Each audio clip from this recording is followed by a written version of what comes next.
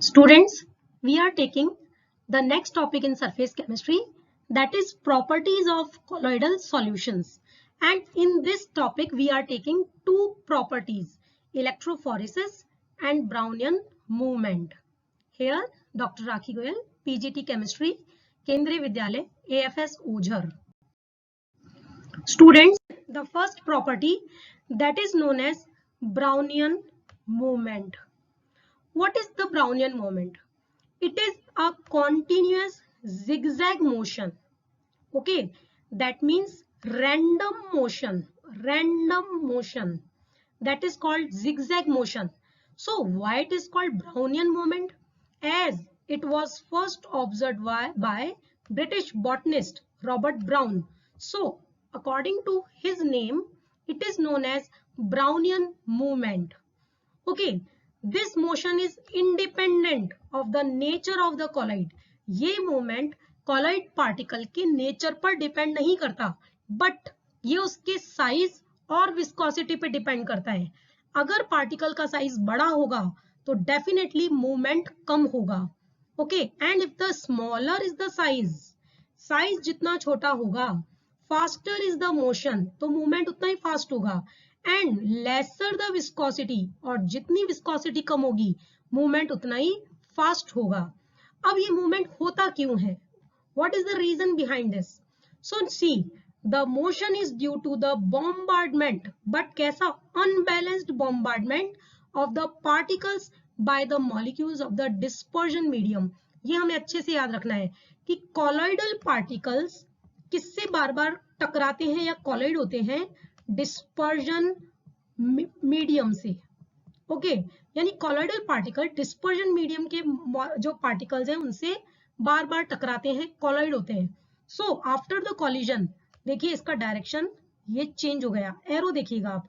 Then ये फिर से टकराया तो ये इधर मूव हुआ, देन अगेन ये यहां मूव हो रहा है, फिर ये यहां move, now moving to this side, now this side movement, now this side. जहां टक्कर लगेगी, जिधर से पावर प्रेशर आएगा, पावर आएगा, उसके ऑपोजिट डायरेक्शन में वो जाएगा. Here coming, now here, here, here and finally here. So इस तरह के मोशन के कारण, आपने एरो देखे ना, इस तरह के मोशन के कारण ये इसे ब्राउनियन या जिगजैग मोशन कहते हैं. और क्यों होता है? कॉलॉइड पार्टिकल्स और डिस्पर्जन मीडियम के पार्टिकल्स के बीच में कॉलिजन्स होने से होता है. ओके, और ये अनबैलेंस्ड है, इस कारण से इसका मोशन जिगजैग है. लाइक तीन लड़के मिलके एक को धक्का दे रहे हैं, तो डेफिनेटली वो लड़का कहाँ जाएगा? जहां से तीन लड़के दे रहे हैं धक्का, उसी साइड में जाएगा. ओके, नेक्स्ट उसको फिर से धक्का मिला और किसी रैंडम डायरेक्शन में मिला, तो वो उस डायरेक्शन में मुड़ जाएगा वो लड़का. Okay, so like that the Brownian moment has a stirring effect. क्या बेनिफिट है कॉलॉइडल पार्टिकल्स को ब्राउनियन मोमेंट का? कॉन्टिन्यूसली मोशन में रहते हैं. ब्राउनियन मोमेंट के कारण कॉलॉइडल पार्टिकल्स कॉन्टिन्यूस मोशन में रहेंगे, और जब कॉन्टिन्यूस मोशन में रहेंगे तो they do not settle down at the bottom, तो वो बॉटम में कभी सेटल डाउन नहीं होंगे. That means what causes the stability of the colloidal solution? किसी कॉलॉइडल सॉल्यूशन की स्टेबिलिटी को कौन बनाएगा? That is Brownian moment.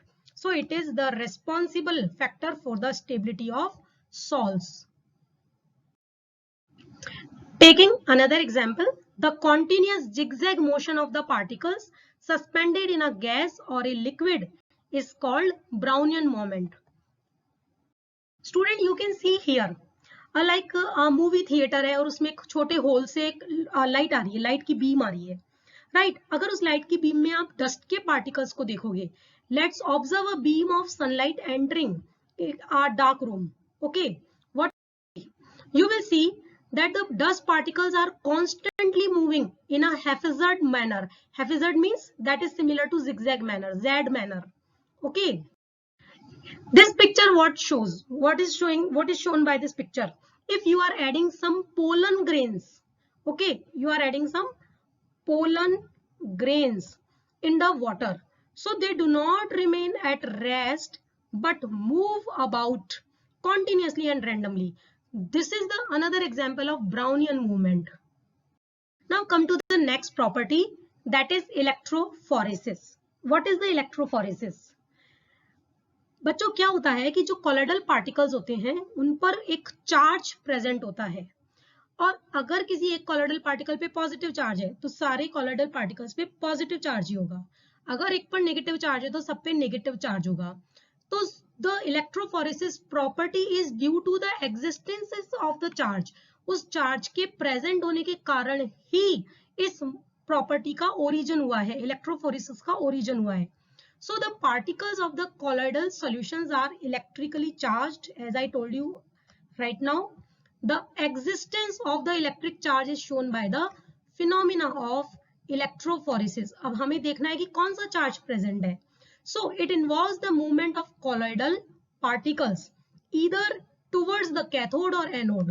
अगर हम क्या करें, हमने एक ये YouTube ली, ओके, और इसको हमने क्या किया है, प्लेटिनम इलेक्ट्रोड फिट किए हैं, ओके, प्लेटिनम इलेक्ट्रोड फिट किए हैं। So one is acting as cathode, one is acting as anode, right. अगर हम इसे पावर सप्लाई कर रहे हैं, एक बैटरी से हमने कनेक्ट किया, what you will see, if the you tube is filled by colloidal solution, अगर हमने इस यूट्यूब को एक कॉलोइडल सॉल्यूशन से फिल किया था, so on passing an electric current the charged colloidal particles move towards the oppositely charged electrode. अगर colloidal particle पर कौन सा चार्ज है, डेफिनेटली यदि इस पे नेगेटिव चार्ज है तो इट विल मूव, कहां पे मूव करेंगे, ये एनोड यानी कि पॉजिटिव की तरफ मूव करेंगे, and if they are having positive charge then they will definitely move towards negative cathode, okay. You can see a video after this slide, so your concept will be crystal clear. Electrophoresis. The particles of the colloidal solution are electrically charged. The existence of the electric charge is shown by the phenomenon of electrophoresis. It involves the movement of colloidal particles either towards the cathode or anode under the influence of electrical field. The colloidal solution is placed in a U-tube fitted with platinum electrodes.